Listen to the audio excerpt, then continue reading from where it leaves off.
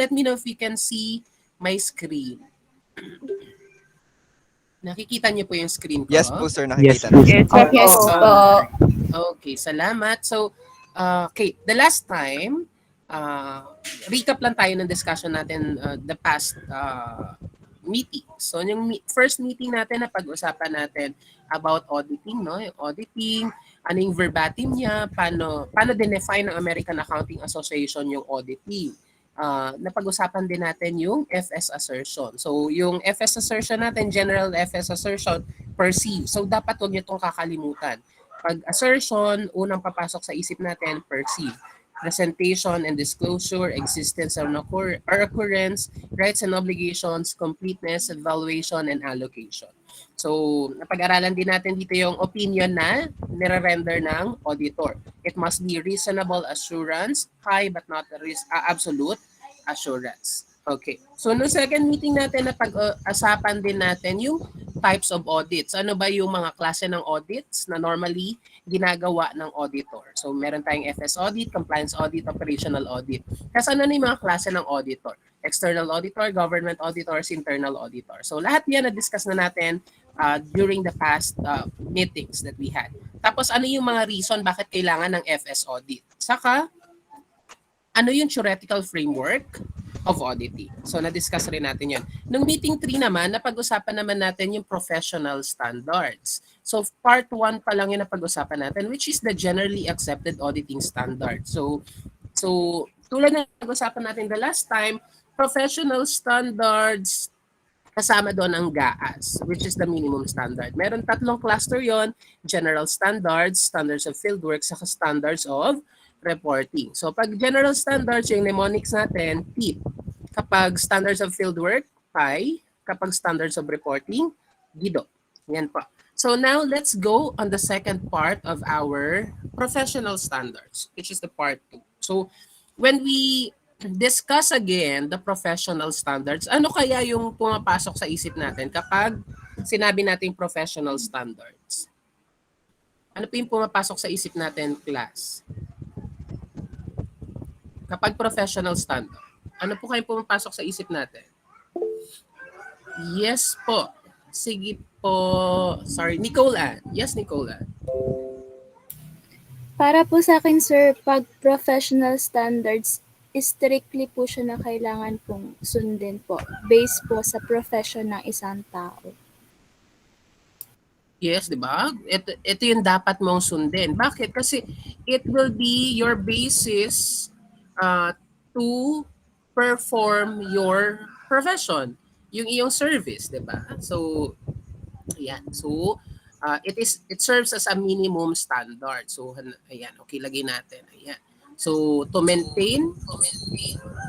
Alright, sorry. Okay. Off, audio.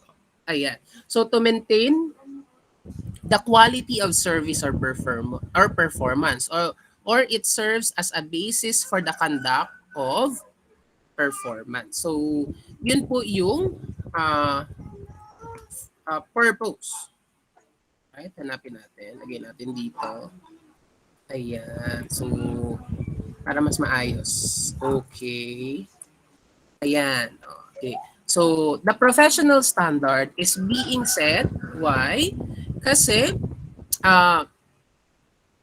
it serves as our basis for the conduct of our performance.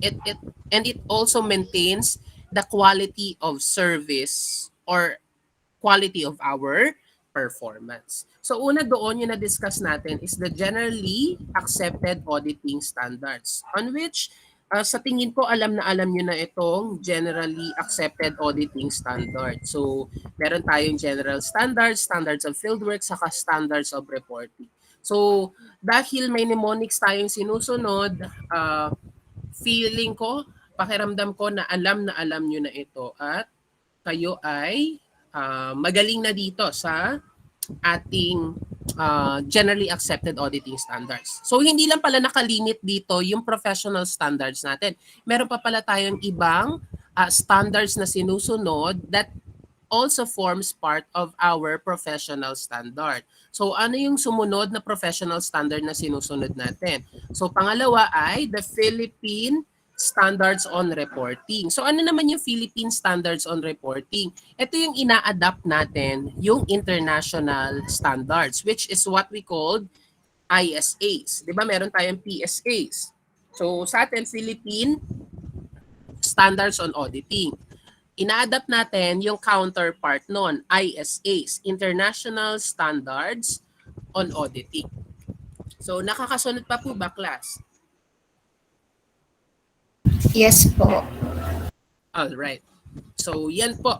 So international standards on auditing. So sino ang nag-a-adapt ng international standards on auditing? Ang nag-a-adapt ng international standards on auditing to become Philippine Standards on Auditing is the Auditing and Assurance Standards Council. So AASC, di ba? So yung AASC na yan, ina-adapt niya yung inadapt na ISAs, originally inadapt ng International Auditing and Assurance Standards Board or IAASB. So let me share to you a presentation. So let me share to you a presentation of the organizational structure ng Auditing and Assurance Standards Council here in the Philippines. So kung makikita ninyo, we have 18 regular members having a term of 3 years that is renewable for another term. So una, kapag sinabi nating Auditing and Assurance Standards Council, composed siya mainly by auditors. So kung makikita nyo dito sa baba, meron tayong mga representatives coming from different auditing firms. So we have a representative from CC Gores and Belayo, also known as Ernst & Young. We also have a representative from PricewaterhouseCoopers or Isla Lipana. Meron din tayong representative from KPMG. We also have representative from NAC. We also have representative from Constantino Auditing Firm. We also have a representative from RTC Auditing Firm, RFGC. Meron din from DMDC. Yung DMDC, I think this is Diaz Morillo Dalupan and Company CPAs. Then, meron tayo from BAC. Yan, all right. So, these are representatives of auditing sectors, the public practice sector. So ilan lahat yung regular members? 18 regular members. Na nakukuha po ba, nakakasunod? Ilan lahat ng members ng Auditing and Assurance Standards Council, class? 18. 18. All right. 18 So po. 18. So ilan lahat yung nandito? 1, 2, 3, 4, 5, 6, 7, 8, 9 pa lang. So meron pang 9 na kulang. So please ignore my face here. So alisin natin yan. So next are the representatives from stakeholders. So we have stakeholders from regulatory compliance, from government agencies. We have a representative from Board of Accountancy. So Miss Arlene Sicanco Villanueva. We also have a representative from Securities and Exchange Commission. Then we also have a representative from Insurance Commission and then a representative from Bangko Sentral ng Pilipinas. So these four are representatives ng different government agencies na kailangan maging updated with the auditing and assurance standards na meron tayo. Another one are representatives from different sectors of accounting and audit practice. So this one, we have representative from government accounting. We also have a representative from public practice. So ACPAP means Association of CPA in Public Practice. We also have a representative from education or academy. And we have a representative from commerce and industry on which now currently nakabakante siya. Baka siguro nag-resign na yung former representative under commerce and industry. So ilan na lahat ng regular members na nakikita ninyo? Class. Ilan na lahat yan? 17 po. 17. 17. So that is correct. So 17 siya. So kulang pa ng isa. So the last one is what we call the chairman. So siya yung namumuno for Auditing and Assurance Standards Council. So our current chairman for Auditing and Assurance Standards Council is Sir Leonardo Quaresma Jr., who is the chairman of the AASC, pero nanggaling siya saan? Sa Punong Bayan and Arroyo, Grant Thornton. So public practice sector pa rin siya. Katulad siya ng iba, mga auditors, dito yung nasa baba, kasama rin siya dyan. Pero siya ngayon ang appointed chairman. So ito yung mga bumubuo sa Auditing and Assurance Standards Council natin ngayon. So sila yan. So at least napipicture out nyo na kung sino-sino yung mga representative natin. Alright. Okay. So going back dito sa ating Excel. So ayan. So the Philippine Standards on Auditing is being adopted by AASC. So adoption of international standards on auditing. Okay. So ikatlong professional standards na ginagamit rin natin is Philippine Standards on Quality Control. So PSQC. Ang tawag natin dyan PSQC, pero mababago na siya ngayon. Ang tawag na ngayon PSQM. Ano na yung PSQM na yon? Philippine Standards on Quality Management. Yan na yung pinakabagong pangalan niya ngayon. So siguro yung mga libro ninyo ngayon, ang nakalagay pa dyan PSQC. So kung may mababasa kayo dyan PSQC number 1, yun yung dating pangalan. Pero ngayon na-update na, ka-update lang actually, 2021, PSQM na siya. So Philippine Standards on Quality Management. Ano yung meron dito sa standards na to? Dito nakalagay yung systems of quality control, which is ang tawag na ngayon systems of quality management. So dito nakasalalay kung gaano kaganda yung quality ng pag-audit ng mga auditors. Okay, so fourth one, we have the Philippine Standards on Review Engagement. So ito related to sa review engagement services ng auditors. So yan. So minsan kasama rin to sa atin, sa standards na guidance natin. Meron pa tayong Philippine Standards on Assurance Engagement. Since auditing is just a limited field of assurance, meron pa tayong separate standard for assurance engagement kasi napakalawak ng assurance, 'di ba? Ng assurance services. And then we have related services. We also have Philippine Auditing Practice Notes. Ano yung mga Philippine Auditing Practice Notes? Pag sinabi natin Philippine Auditing Practice Notes or PAPNs, ito yung mga particular transactions kapag nag-audit na yung mga auditors na hindi covered ng Philippine Standards on Auditing. Yan. So highlight natin. Yung Philippine Standards on Auditing, general kasi ito. Etong PAPNs naman, or Philippine Auditing Practice Notes, ito yung mga specialized transactions na hindi covered netong PSA.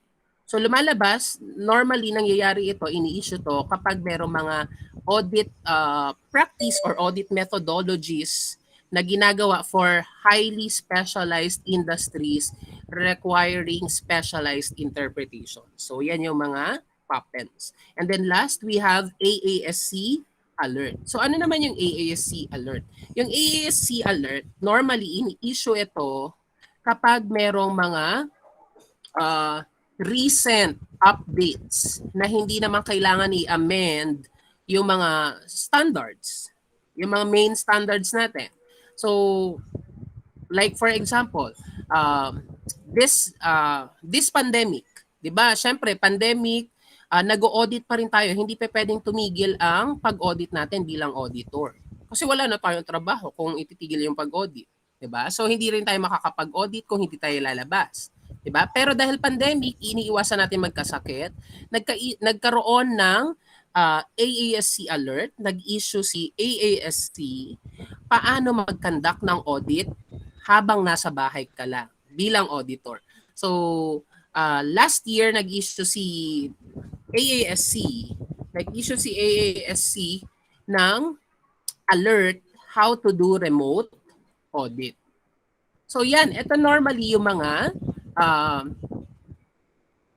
standards, professional standards na binubuo or bumubuo para sa professional standards. We have the GAAS, PAS, PSQC, now called PSQM, PSRE, PSAE, PSRS, PAPTENS, and then AASC Alert.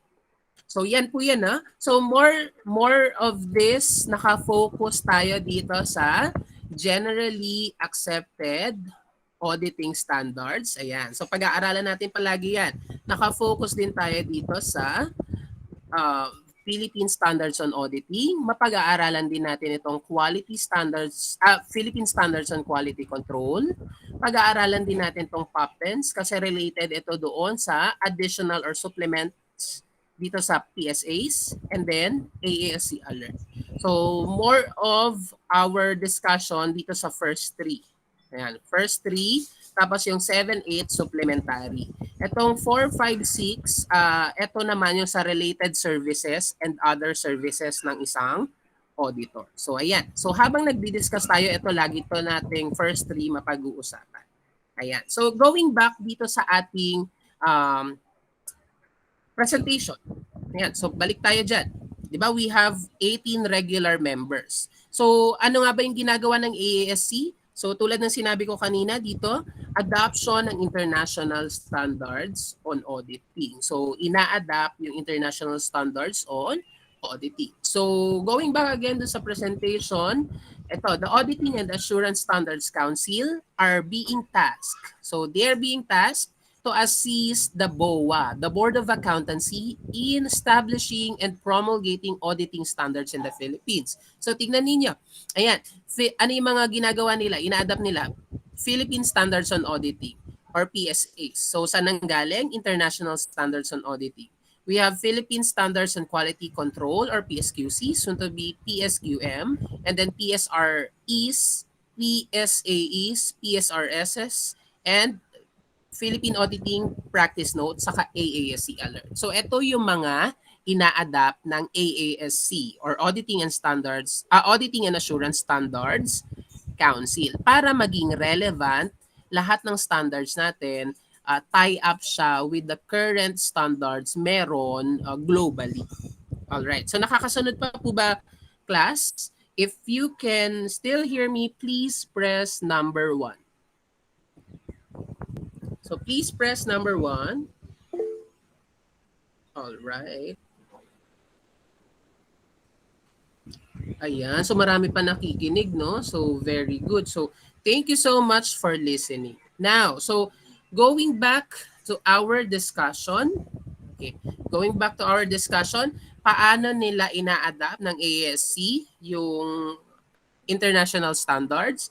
So from the international standards, ina-adapt yun ng AASC to become a localized standard para maging Philippine Standards on Auditing or other related standards. So paano sila nalo-localized yung international standards ng auditing?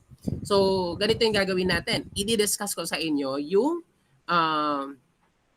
details kung paano natin ina-adapt. So let me show to you for the next presentation. Ito yon, adoption of new standards or practice notes. So di ba diniscuss ko kanina, nanggaling lahat ng standards sa IAASB or International Auditing and Assurance Standards Board. Si International Auditing and Assurance Standards Board, minsan kapag nag-issue sila ng bagong standards, i-expose muna nila yon as a draft. So ang tawag doon, exposure draft.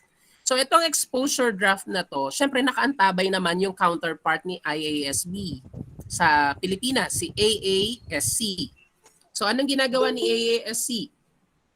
Si AASC, kapag may inisyo na exposure draft si IAASB, may nakaantabay na technical working group na pag-aaralan yung exposure draft na inisyo ni IASB. Ngayon, kapag pinag-aralan na, ipepresent yun ni work group sa AASC Council and Bank. Diba? So, syempre, kapag okay na dun sa work group, yung exposure draft, ipepresent nila yon sa Council, AASC Council. So, from that, magiging localized exposure draft. So exposure draft pa rin siya, tinanggap natin siya on our part sa Auditing and Assurance Standards Council, pero exposure draft pa rin. So sinasabayan natin yung pagiging exposure draft nung exposure draft na inisyo ni IASB. Yan. Now, dahil exposure draft siya, kailangan siyang pag-aralan or kailangan natin makakuha ng anong tawag dito, yung simpatiya, parang gano'n, simpathy.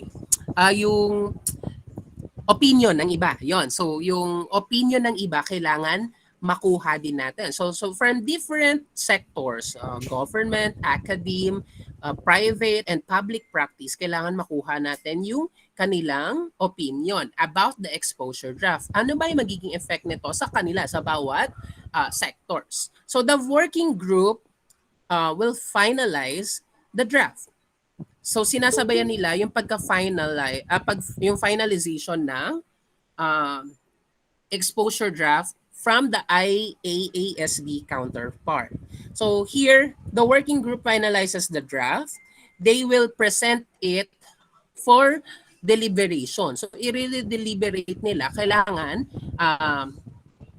makita ulit ng bawat sectors yung exposure draft kung okay na siya, kung applicable na siya for all. Diba? Kung wala nang masyadong malaki yung effect sa bawat isa. So, syempre, kailangan din natin pakinggan yung sasabihin ng SEC, BSP, Insurance Commission, pati ng BOA. Now, kapag okay na-redeliberate na-present na siya, so okay na sa lahat. So, the AASC and bank will approve it. So, approve na ng Auditing and Assurance Standards Council. Kapag na-approve na nila yon, i-endorse nila yon sa Board of Accountancy. So, for approval na yon ng Board of Accountancy. Kapag na-approve na ng dalawa, approve na ng Auditing and Assurance Standards Council, na-approve na rin ng Board of Accountancy, doon na i-issue yung bagong standard. Nakukuha po ba? Nakakasunod po ba, class? Yes po. All right. Yes Okay. po, sir. Okay. So now, ayan. So ito yung, sorry. Ito naman kung paano yung sa practice notes or AASC alert. Sa practice notes or AASC alerts, sorry. Okay. So wait for a moment. Ayan. Okay na. So sa practice notes natin, yung pop pens, saka AASC alert, so balikan natin dito. Ayan, itong dalawa na to, ito naman yung process. So, whenever time there are practice notes to be issued or AASC alert, kailangan related siya sa issuance ni SEC. Sabihin natin, may bagong issuance or memorandum circular na in-issue si SEC. Ang gagawin ni AASC, mag-i-issue siya ng AASC alert o kaya ng practice notes related doon sa memorandum issuance na in-issue ni SEC.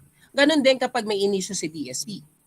So mag-i-issue naman si AASC ng related alert or practice notes. Kapag kay Insurance Commission, ganon din. Others like BIR. Sabihin natin, may in-issue si BIR regarding sa pagbabago, sa pagpasa ng audited FS. Kailangan daw ang audited FS nakapresent na doon yung details ng taxes na binayaran ng company, ng client sa buong taon. So, syempre, mag-i-issue naman si AASC ng alert to inform all auditors na may in-issue si BIR na ganitong memorandum circular na dapat sa audited FS naka-file or nandoon naka-attach yung total taxes na binayaran for the whole year. So parang ganon yung nangyayari for practice notes and AASC alert. Yung practice notes normally industry specific to. While yung AASC alert, every issuances netong mga concerned government agencies merong AASC alert si AASC. So yan po yun. So, ganyan yung process. So, may working group study, presentation ulit, consultation, exposure draft, no alert and practice notes. Then, consideration of comments coming from stakeholders. Presentation again and redeliberation. Merong approval by ASC, then BOA. Then, after that, issuance ng practice notes and AASC alert. So, yan po yun. Okay. So, just to have an overview. So just to have an overview with the standards we have in 2020. So may pagbabago sa mga standards noong 2020.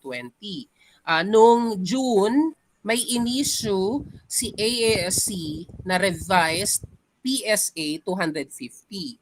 So ano yung revised PSA 250? Consideration of laws and regulations in an audit of financial statements. So bakit kaya ni-revise yung 250, PSA 250? Kasi remember, noong 2020, pandemic, di ba?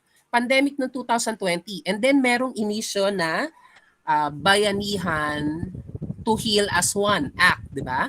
Dahil doon sa Bayanihan to Heal as One Act, na-delay yung pag-file ng audited FS, inallow yung pag-file late ng income tax return kasi nga bawal magdikit-dikit yung mga tao, bawal magsama-sama, kailangan may social distancing. So that's why ni-revise yung PSA 250 kasi we have to consider the laws and regulations doon sa pag-audit ng financial statement. Saka bawal din, 'di ba? Bawal pumunta sa mga opisina. 'Di ba? Remember that time na lahat tayo nasa loob lang ng mga bahay.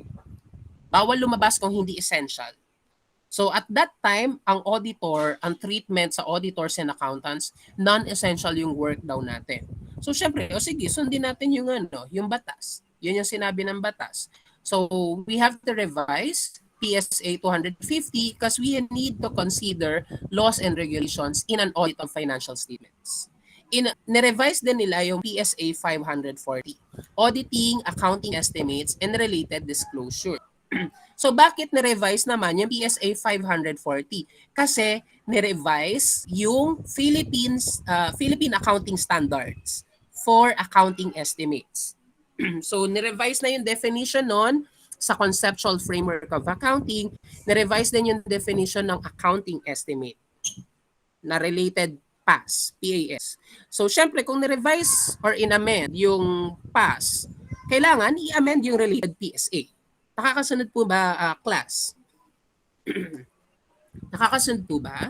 If you can still hear me, please press number 3.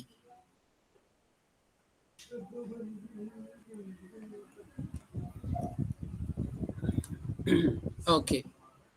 Ayan. So, nakikinig pa rin naman, no? So, ayan. Yung PSA, 540. Noong September naman, nagkaroon ng revision sa PSA 315, identifying and assessing the risk of material misstatements. So, ito naman related to sa risk of material misstatement on which pag-aaralan natin kapag nandun na tayo sa material misstatement.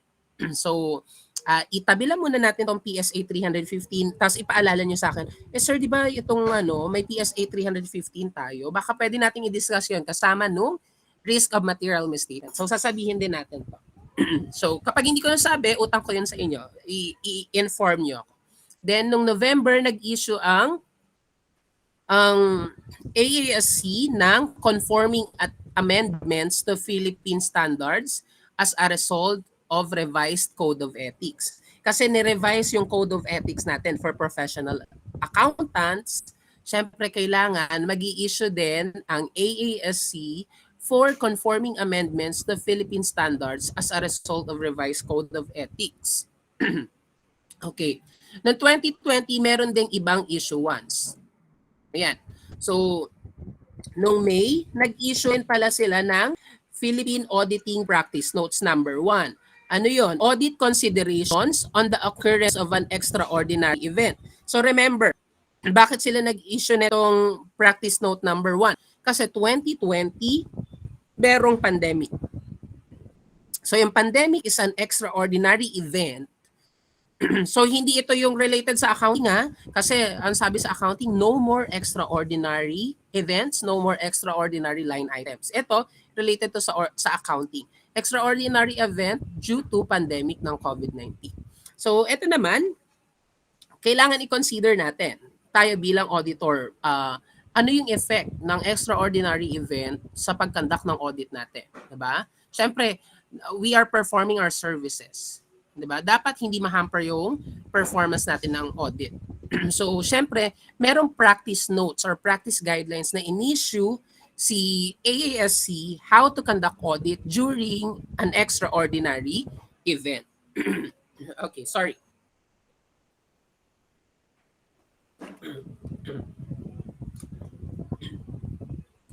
All right. Okay. So, can you still hear me, class? Yes po. Yes. All right. Yes po. Thank you.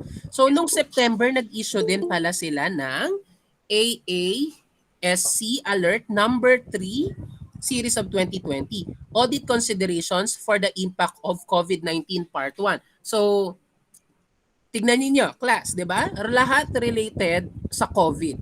So, AASC Alert number 4, 2020, COVID-19 Part 2. Ito, extraordinary event, COVID-19 Part 1, COVID-19 Part 2. Tapos ito, PSA, consideration of laws and regulations in an audit of financial statements. So lahat yan related dahil doon sa event na nangyari noong 2020. Meron pa silang ibang in-issue. Noong January, nag-issue sila ng AASC Alert number 1, series of 2020, reporting on the components of financial soundness indicators. Kasi noong January pa lang, pausbong pa lang yung COVID-19, di ba? So, na-foresee na yun ng AASC, baka magkaroon ng effect sa going concern or sa financial soundness ng mga corporations itong pandemic na to. So, kailangan i-check natin. Ano ba yung mga components para masabing sound pa yung business. Parang okay pa siya. Good as continuing. Yun yung sinasabi ng AASC Alert number 1. Meron din palang in-issue na AASC Alert number 2, amendments to regulations on financial audit of banks and non-bank financial institution. Itong AASC Alert number 2 na to, related ito doon sa pag-issue ng BSP. Kasi may in-issue si BSP na memorandum issuance related sa bank, pag-audit ng bank at non-bank financial institution. So, syempre, dahil may in-issue si BSP, mag-i-issue rin ng alert si AASC. Noong November, nag-issue naman ng AASC Alert number 5 about sa revision ng ISA 540 or implementation ng expected credit losses. Illustrative examples. So, bakit? Kasi pandemic, di ba? So, a lot of businesses are closing. So, syempre, it could be a business na client nyo. So, kung client nyo nag-close yung business, baka hindi nyo na makolekta yung mga receivables. So, we have to recognize expected credit losses. So, yun po yun. Alright. So, 2021 naman, nag-issue naman ng PSQM number 2 saka PSQM number 1 si AASC. So remember remember what we discussed, 'di ba? Yung PSQC, Philippine Standards on Quality Control, ang tawag na ngayon PSQM. So kailan in-issue yung updated? June 2021. So PSQM number 1, yun yung PSQC number 1 na nakikita ninyo sa libro ninyo.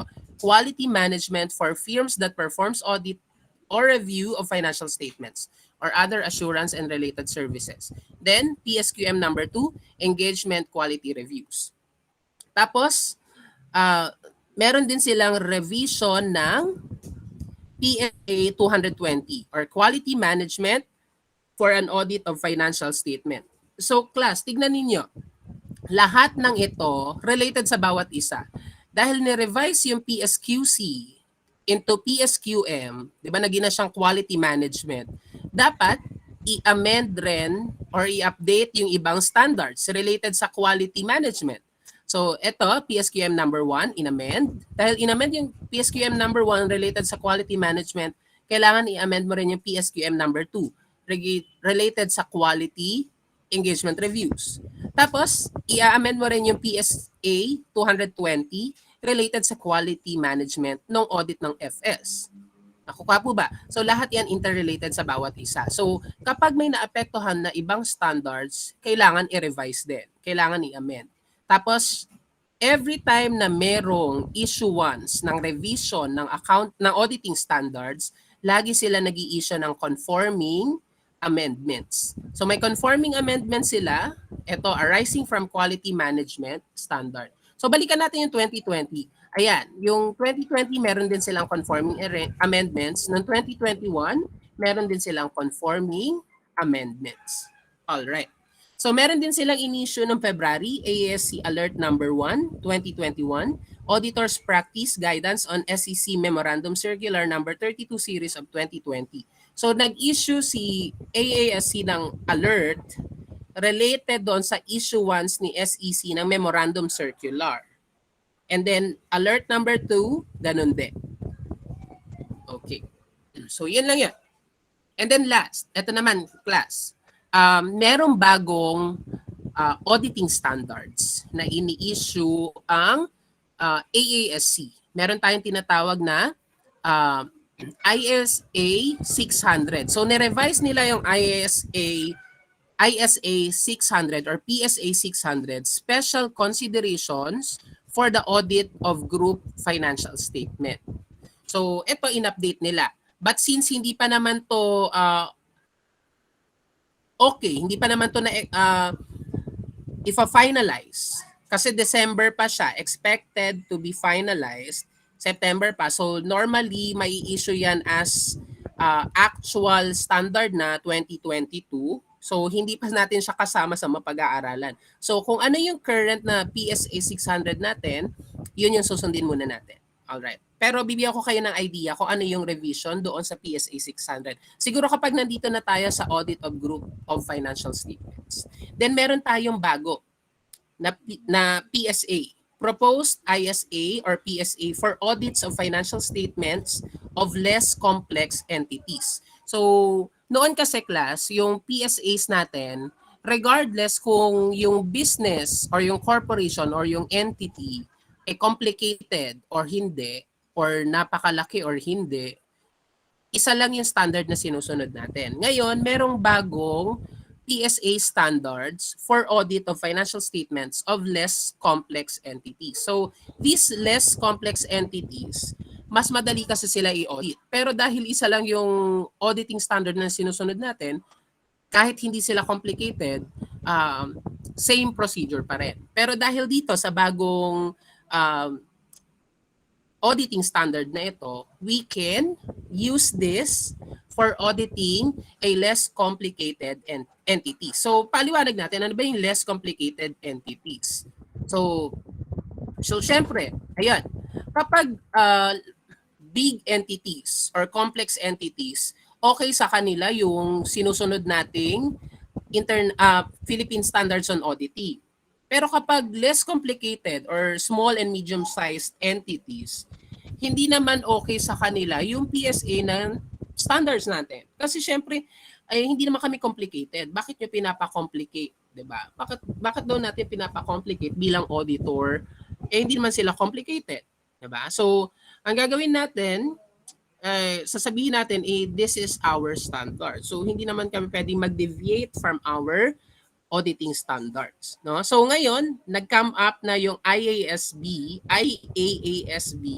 tapos in-adapt ni AASC, yung PSA for audit of less complex entities. So, ano ba yung less complex entities? So, ito po yun. What is a less complex entity? So, an entity which typically possess qualitative characteristics such as concentration of ownership and management. So, in a small number of individuals, often a single individual, either a natural person or another enterprise that owns the entity provided that the owner exhibits the relevant qualitative characteristics. So, kahit malaki yung company pala, basta concentrated yung ownership and management, di ba? into small number of individuals, less complex yun. Sabihin natin, sobrang laki ng corporation. Consider siya as a large corporation. Pero isa lang yung may-ari. One-person corporation pala yun. So it is a less complex entity. Ganun po yun. Then ano pa? One or more of the following. Straightforward or uncomplicated transaction. So hindi complicated yung transaction. Simple record keeping. Few lines of business and few products within business lines. Few internal controls. Few levels of management with responsibility for a broad range of controls, or few personnel having a wide range of duties. So yan yung definition ng less complex entities. So ito, actually hindi ko pa ito maituturo pero inintroduce ko sa inyo kasi wala pang ganitong PSA. Exposure draft pa lang siya. So it's a PSA for audit of less complex entities. So exposure draft pa lang yan, pero at least meron na kayong idea na ay magkakaroon pala ng ganito. At least nakaka-excite na meron palang ganitong bagong auditing standards. Alright, okay. So let's go back here sa ating professional standards. At least meron na kayong idea how the professional standards work, di ba? So hindi lang tayo naka-abide by one of the following standards. Dapat lahat ng ito sinusunod natin. Kasi lahat ito, guided tayo nito sa pag-conduct natin ng audit and other related services. So GAAS, ito yung ating minimum standard. So kapag diniscuss natin, di ba yan? GAAS is our minimum standard. PSA, this will be our detailed standard sa pag-conduct ng audit. Pero syempre, dahil hindi naman siya ganun ka-detailed kasi may mga special transactions, covered siya ng Philippine Auditing Practice Notes and then AASC Alert. Tapos yung PSQC, ito naman related sa quality control or quality management. And then PSRS for related services, PSRE for review engagement, and assurance engagement naman, PSAs. So these are the professional standards that we are using. All right. So do you have any more questions, class? Do you have any more questions? None po, sir. None. Okay. So let me share again my screen. So let me share again my screen here, auditing theory. Okay. Ayan. So let's go back here again, di ba? So balikan natin itong PSQC, Philippine Standards on Quality Control, which is now, anong tawag ngayon? Philippine Standards on Quality, ano nang tawag, class? Philippine Standards Management So yun na po yan. Alright. So at least hindi na kayo magtataka, no?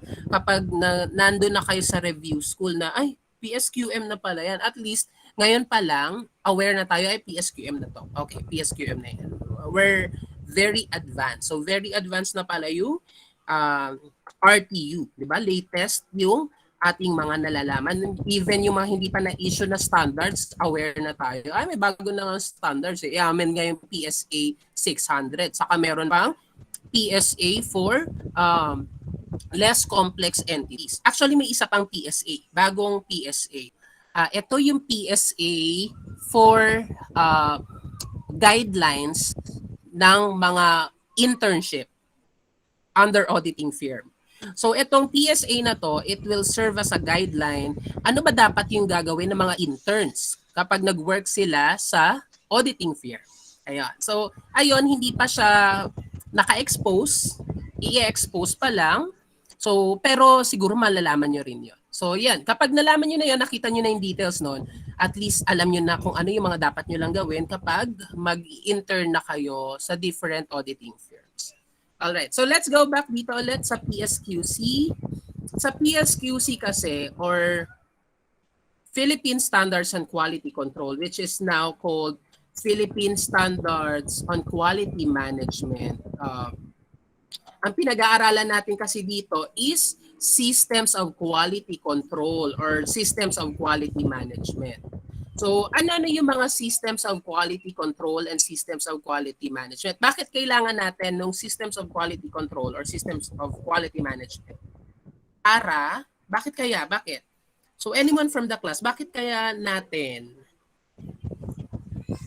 kailangan sundin itong PSQM? Ano ba yung quality control? Ano yung quality management? So anyone from the class?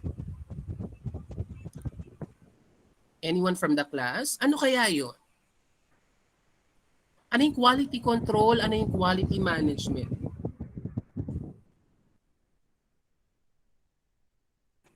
Anyone?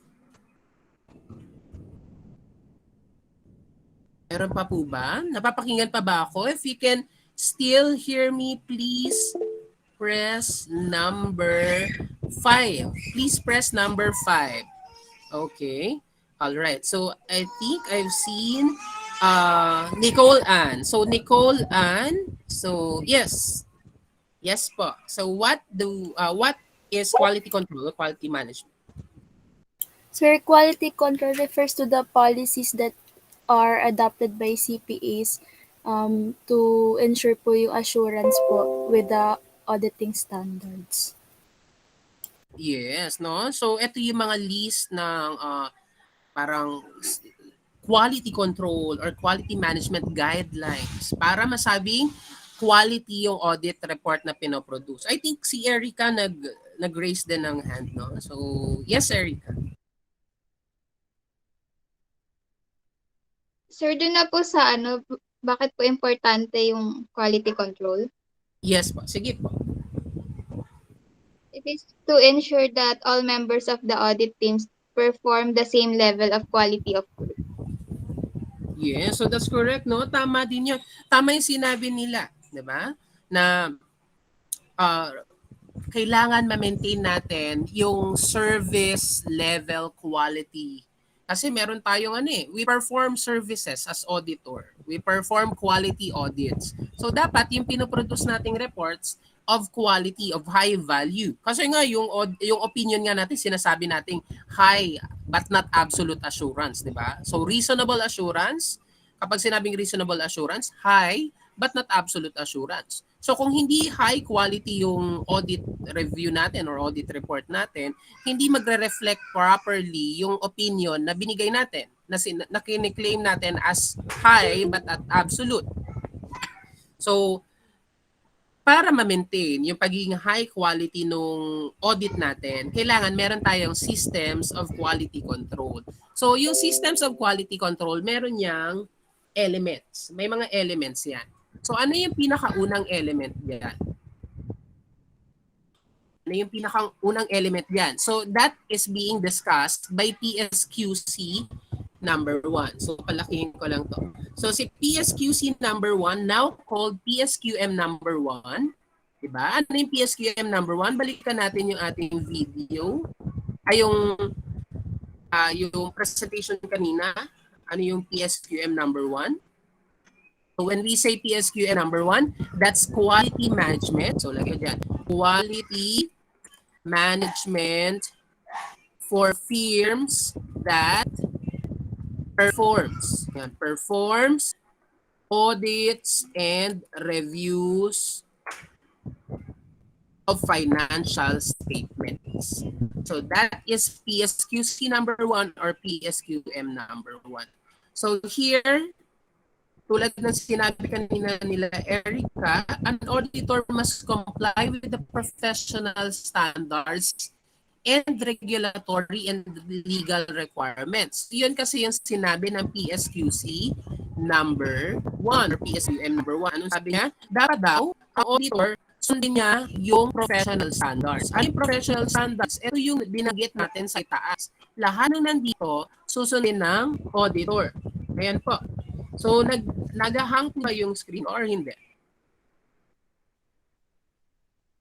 Hindi naman po. Class? Okay naman po. Alright. So, okay po. So, lahat ng standard dito, susundin natin bilang auditor. Kasi meron tayong sinusunod na PSQM number 1 or PSQC number 1. Dapat daw, ang sabi, an auditor must comply with the professional standards and regulatory and legal requirements. Siyempre, kung merong issuance from a regulatory body or merong legal requirements, dapat sundin din natin.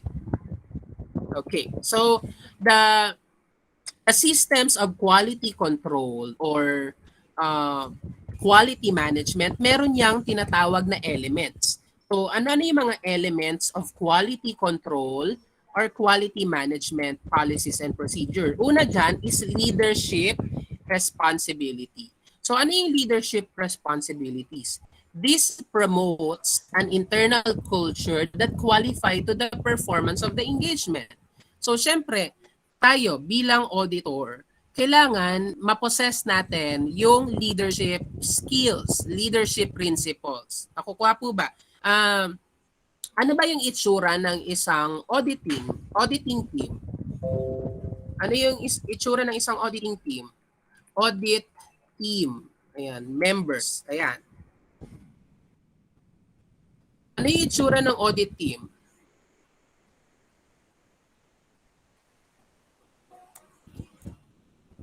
Audit team in auditing firms. Ayan, so hanap ako. Right. Sige, wag na lang. Ayan. So yung auditing firm, sabihin natin, si auditor, nag-conduct siya ng audit. Nag-conduct ng audit si auditor. So syempre, kapag nag-conduct ng audit si auditor, kailangan meron siyang agreed audit engagement. Ang tawag doon sa pinirmahan na contract, audit engagement. Syempre, di ba si auditor, magkakandak siya ng audit kasi humingi si client. So umpisa natin, si client nagre-request na i-audit ang kanyang financial statement. Ngayon, syempre, requestee, nag-request si auditor for audit. I-audit ni auditor. Bago i-audit ni auditor, magbibigay si auditor ng engagement proposal. So yung engagement proposal na yon, yun yung parang kontrata. Audit proposal niya yon. Kailangan i-accept yon ni client kung mag-a-agree siya doon sa amount nung babayaran, length of time para i-audit yung financial statements. So kapag nagka-agreehan na sila, ang tawag doon, agreed audit engagement. So audit engagement na po yung tawag doon kapag napirmahan na. Nakakasunod po ba, class? Nakakasunod po ba? Yes, sir. Yes po. Alright. Okay, so now, so one example is the structure ng SGV team. So meron tayong structure ng SGV team ng auditors. So sabihin natin, si auditor, ika-client niya, i-audit niya yung isang client, si Nestle. Diba? Si auditor, meron siyang engagement team. Hindi lang kasi siya yung mag-audit, 'di ba? Si auditor, pipirma siya. Pero si auditor, pwede meron siya mga team members. Yung team members ni auditor, meron dyan tawag audit manager. Diba? So si auditor yung pinaka-head, yung sumunod sa kanya si audit manager. So siya yung nagmamanage ng mga audit staff. And then si audit manager may supervisor yon. So siya yung nakikipag-usap sa mga supervisor. And then yung supervisor, handle niya yung mga senior audit associates. Tapos yung mga senior audit associates, meron silang junior audit associates. So imagine ninyo, para siyang organizational chart, no? So hanap ako ng isang example ng organizational chart. Hanap tayo. Ayan. Maghahanap lang ako, ha. Ayan. Audit team in Ernst & Young. Okay, so wala akong nakikita. Audit team structure. Audit team structure in Ernst & Young. Saan ito? Ang liit naman ito. Okay. So, hanapin natin.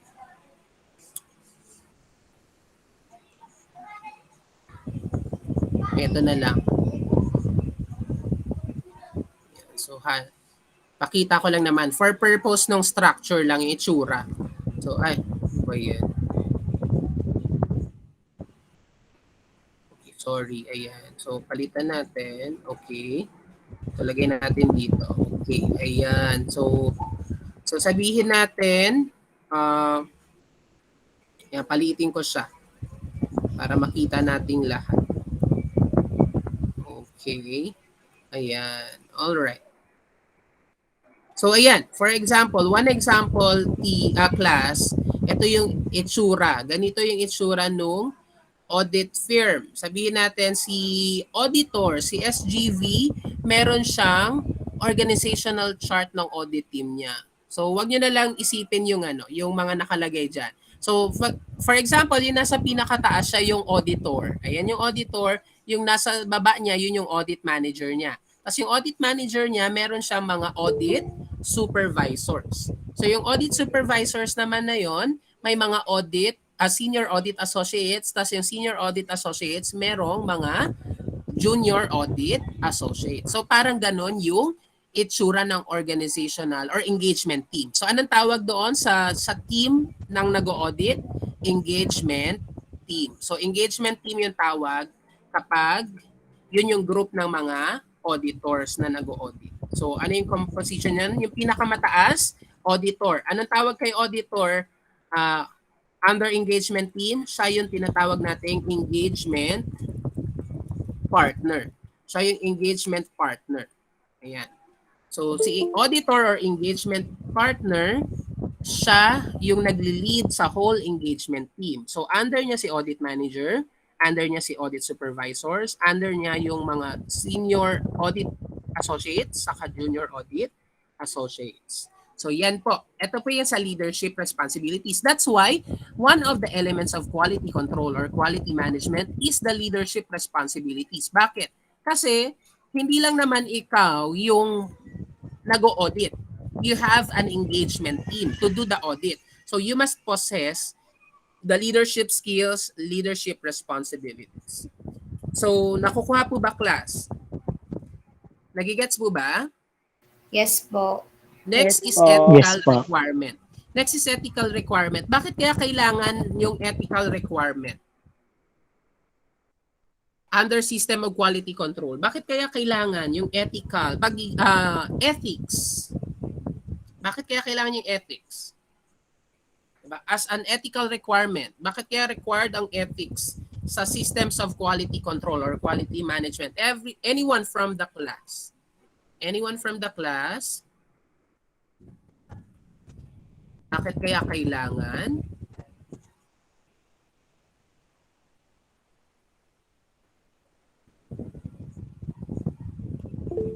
Yes, Jean May. Yes, Jean May.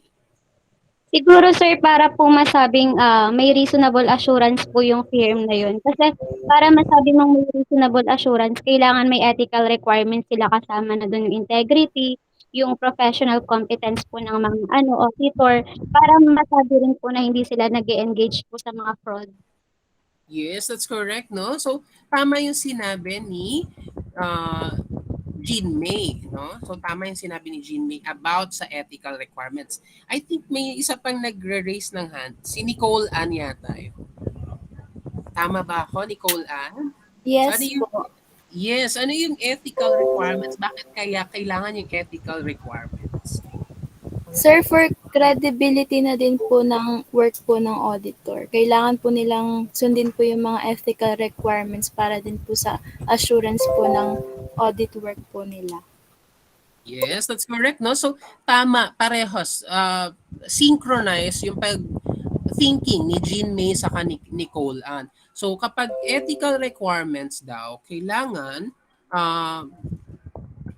ma-maintain, di ba? We have to maintain the integrity of the audit. Di ba? Audit and the auditor. Kasi, syempre, tayong auditor, kapag nawala yung integrity natin, sa tingin nyo may kukuha pa ba sa atin para magpa-audit? Di ba wala na? So ito yung mga kailangan sa loob ng ethical requirements. Integrity. Yung pinakauna dyan is integrity. Kasi syempre, kung mawala yung integrity natin, hindi na magpapa-audit sa atin yung mga entities, mga corporation, mga companies. Ikalawa is objectivity. Kailangan ma-maintain natin yung objectivity. Kapag na-impair ang objectivity natin, magiging bias na tayo bilang isang auditor. So tignan ninyo ha, class. Lahat ng yan, independence, integrity, objectivity, lahat yan hanggang dulo, pag-uusapan natin to. Kasi kailangan natin tong i-maintain bilang auditor. Ano pa? Professional competence and due care. So itong professional competence and due care, di ba pinag-aralan natin to sa GAAS? Tignan natin yung professional competence and due care. So here, professional due care, kailangan i-maintain natin yung pagiging skeptic, yung professional skepticism. Kailangan lagi tayo may questioning of the mind. So, hindi tayo agad-agad maniniwala doon sa mga binigay sa atin. Tapos, competent. Kailangan competent tayo bilang auditor. Ano pa kailangan? Confidentiality. Ito, isa to sa pinaka-big deal para sa lahat ng mga clients. Yung confidentiality, kailangan hindi mag-leak yung mga sensitive information na ibinigay sa inyo ng inyong client. Nakukuha po ba? Nagigets po ba, class? Nagigets po ba, class? Yes po. Yes, sir. Alright. Yes, sir. Okay. Let's say for example, balikan natin doon sa taas. 'Di ba kanina, si auditor, meron siyang kliyente, si Nestle. 'Di ba? Si Nestle, ino-audit ng engagement team. Ngayon, kung may binibigay na sensitive, 'di ba? Merong sensitive information or business information na binigay si Nestle. Di ba? May binigay si Nestle kay client. Si Nestle kay auditor. Binigay ni Nestle, papunta kay auditor. Dapat hindi yun i-share ni auditor sa similar client of the same industry. So sabihin natin, ino-audit ni auditor si Nestle. Ino-audit din pala niya si Universal Robina. So sa tingin mo, dapat bang i-share ni auditor? Dapat bang i-share ni auditor yung business information ni Nestle kay Universal Robina? Dapat ba natin i-share? Hindi po. Hindi, 'di ba? Kahit the same industry sila, kahit gusto mo lumaki yung kita ni Universal Robina, pero you are being guided and bound to confidentiality agreement and as part of ethical requirements under PSQM number 1, 'di ba? Elements of quality management. Hindi mo pa pwedeng ibigay 'yon sa kalaban niyang company or entity na client mo din at the same time. So, hindi tayo pwedeng mag-share ng sensitive information or business information. Kailan lang tayo mag-share ng mga business information or sensitive information? Kapag sinamon tayo ng korte, 'di ba? Pinatawag tayo ng korte, pinatawag tayo sa Senado, pwede natin 'yon ibigay doon sa korte or sa Senado. Pero sa mga competitors ng client natin, hindi natin pwedeng ibigay. All right. So last is professional behavior. So kasama din ang professional behavior para as part of ethical requirement. Bakit kaya kasama ang professional behavior as part of ethical requirements ng pagiging isang auditor para ma-maintain yung quality management or quality control? Anyone from the class, bakit kaya kailangan yung professional behavior? Bakit kaya? Anyone from the class, bakit? Can you still hear me? If you can hear me, please press number 6.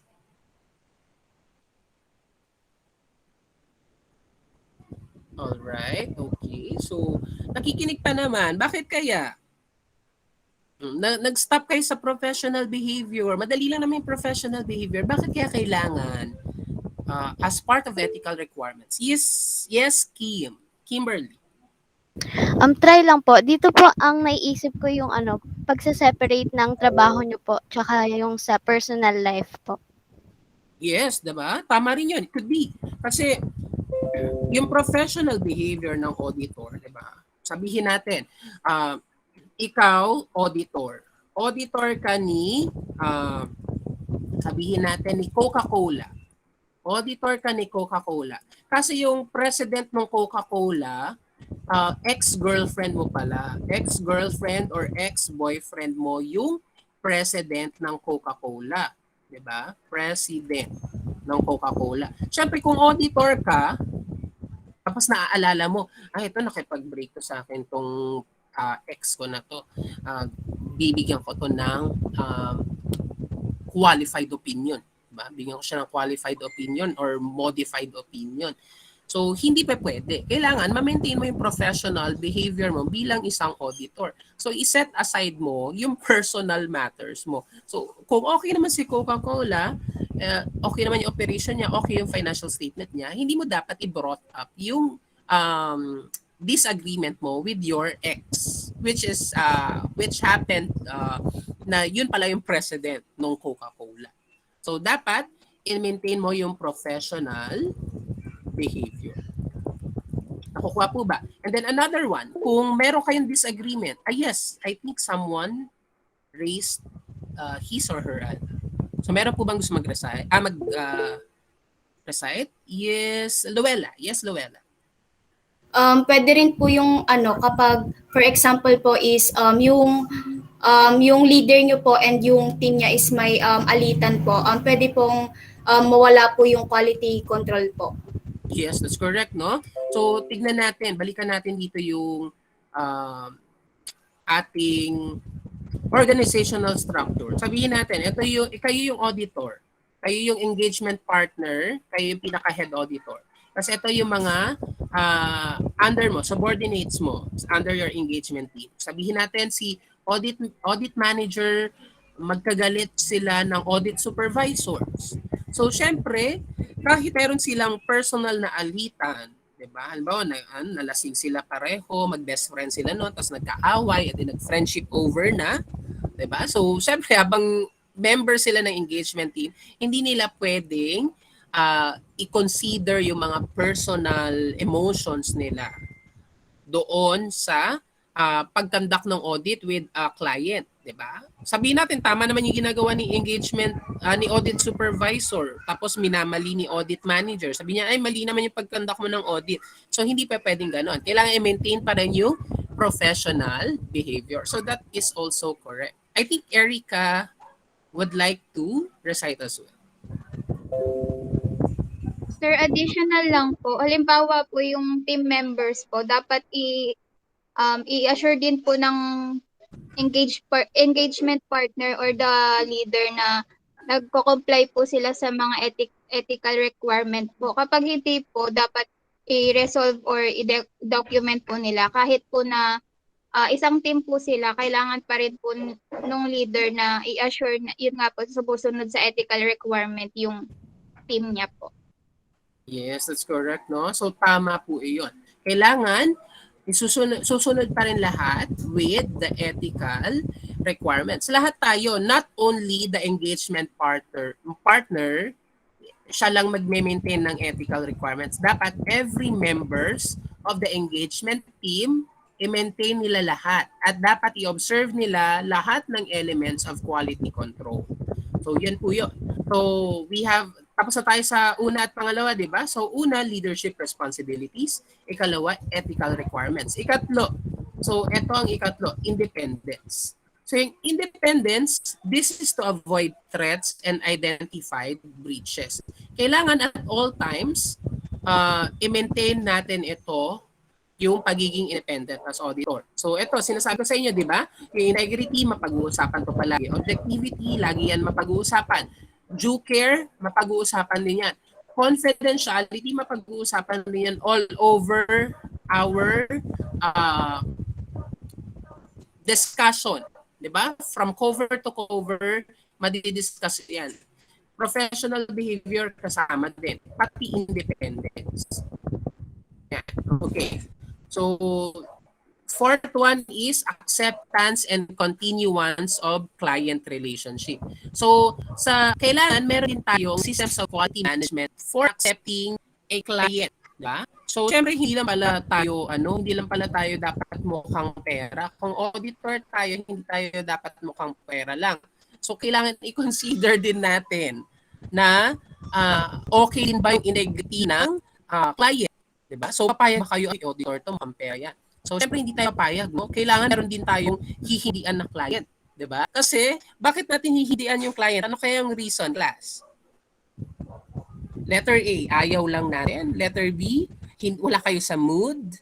Letter C, because of some issues like integrity. Or letter D, may past disagreements kayo. So, yes, Lowell. Ay, example lang po. Akala mo bibigay pa na example. Kapag yung po is yung po.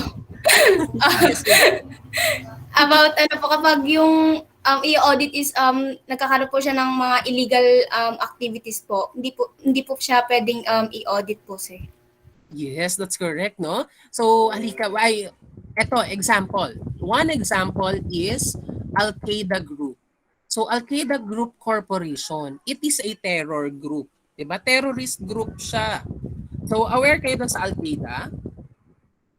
Class? Aware kayo sa Al-Qaeda Group? Can you still hear me? No, sir. Yes po, sir. Yes Okay. po, So, yung sir. Al-Qaeda, Bino ito, po. yung mga terrorist group. No, okay. So ito kasi para tong Abu Sayyaf pero international group ito, Al-Qaeda to. It's an arm of different terrorists. Actually dito rin nag-split yung ISIS. So nag-originate siya sa Al-Qaeda group. So mga terrorist group yan. Syempre yung mga terrorist group na yan, imagine niyo hanggang ngayon nanenerorize pa rin sila ng mga iba't ibang bansa. So ibig sabihin may nagfo-fund. May nagfo-fund diyan sa Al-Qaeda group. So may financial statement yan sila. Nag-create yan sila ng financial statement kasi may nagfa-fund sa kanila. Kung kayo auditor, tas lumapit sa inyo yung Al-Qaeda group, sasabihin, hi, you're the best auditor we've seen all over the world. We would like you to audit our financial statements. So kayo, i-accept nyo ba? I-accept nyo ba, class?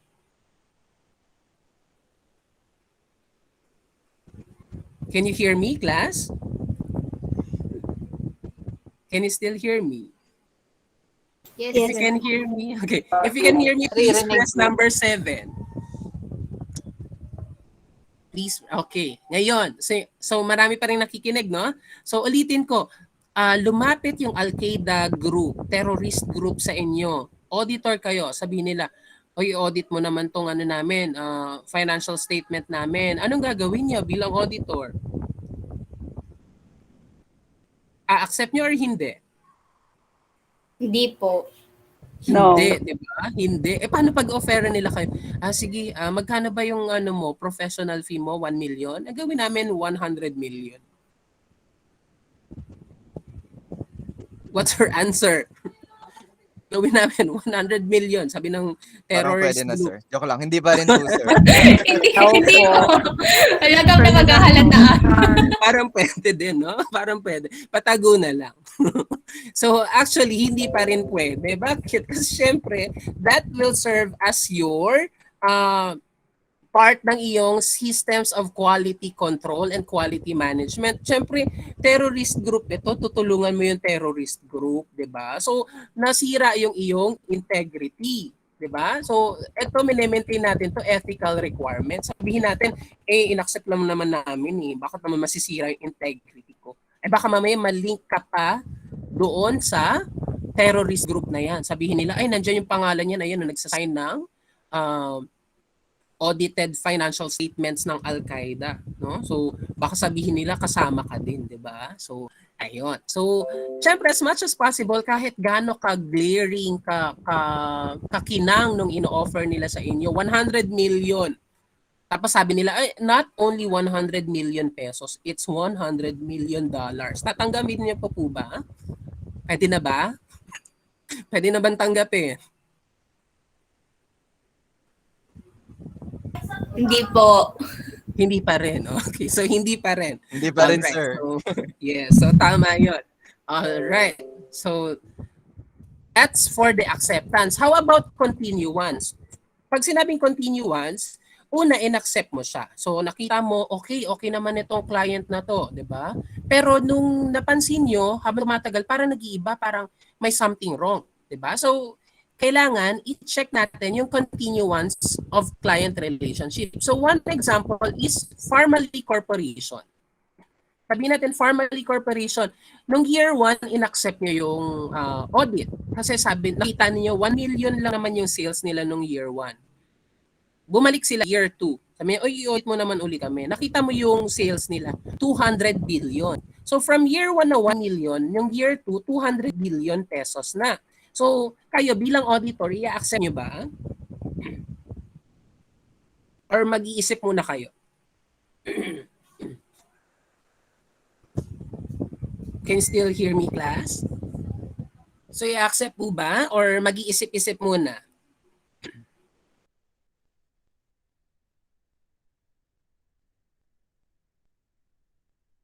Napapakinggan pa po ba ako? Sir, ito pala, Yes po. meron palang sinabi si Carol. Sir, paano po pag may threats? Balik tayo dun sa Al-Qaeda. 'Di ba? Sabi ng Al-Qaeda, okay, audit mo naman yung namin, yung financial statement namin. Audit na yung financial statement namin na babayaran kita. Magkano ba yung professional fee mo? So sinabi mo 1 million. 1 million lang ba? Bibigyan ka namin 100 million. Tapos syempre nagulat kayo, 100 million pesos? Hindi, 100 million US dollar. Diba? So, we don't settle for less, sabi ng Al-Qaeda. Diba? So, we can pay you 100 million US dollar. Diba? Eh, syempre, kayo, anong sabi nyo kanina? A-accept nyo ba? O hindi? I-accept nyo po ba, class? Hindi po. Yes. Hindi po. Hindi. Kaso, biglang nag-comment si Carol. Ang sabi ni Carol, paano pag may threat? So, sinabi ng Al-Qaeda, i-accept mo o papasabugin namin yung kinatatayuan mo? O kaya i-accept mo o magkakaroon ka ng banta sa buhay mo? So, i-accept niyo pa rin po ba or hindi? Hindi pa din po, sir. Yes, that's the normal. Yun yung pinaka-answer natin. So whatever happens, hindi natin siya dapat i-accept, di ba? Pero baka pwede pa. So hindi natin siya dapat i-accept. So as much as possible, we don't want ourselves to be linked to a client who's doing illegal transactions. So yan po yun. Sa Pharmaly Corporation, balik na tayo sa Pharmaly Corporation. Nakita nyo year 2, 200 billion na yung sales. I-accept nyo ba or pag-iisipan muna? Pag-iisipan muna, sir. Kasi parang parang yung laki ng expense yung sales from the previous year is hindi ka panipaniwala. Yes, 'di ba? So pag-iisipan ninyo. 'Di ba? Magkakandak pa kayo ng investigation, personal investigation 'yun as auditor. Hindi niyo naman ipapaalam na nag-i-investigate kayo. So, depende sa inyo kung i-accept nyo or hindi. Kasi kung sa tingin nyo, okay lang, 200 billion yan, pero i-audit ko yan ng husto. Diba? Pero kung hindi nyo siya, kung sa tingin nyo very anomalous yung transaction, so it's up to you kung i-accept nyo or hindi. So depende sa appetite ninyo bilang auditor, kung kaya nyo bang i-accept yung ganyan, diba? Or hindi. So yan. So kasama ito sa systems of quality management element. Ikalima, human resources and assignment. Bakit kasama ang human resources and assignment? Kasi kailangan natin ng competent audit staff para sa pag-conduct ng audit. Diba dito, balikan natin yung organization.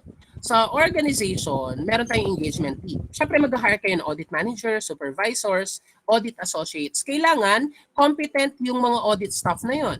Kasi kung hindi magiging maganda yung outcome ng audit. Ika-anim, engagement performance. So alam niyo na itong engagement performance. So monitoring, kasama din yung monitoring. Siyempre kapag nag-audit kayo, kailangan merong monitoring doon sa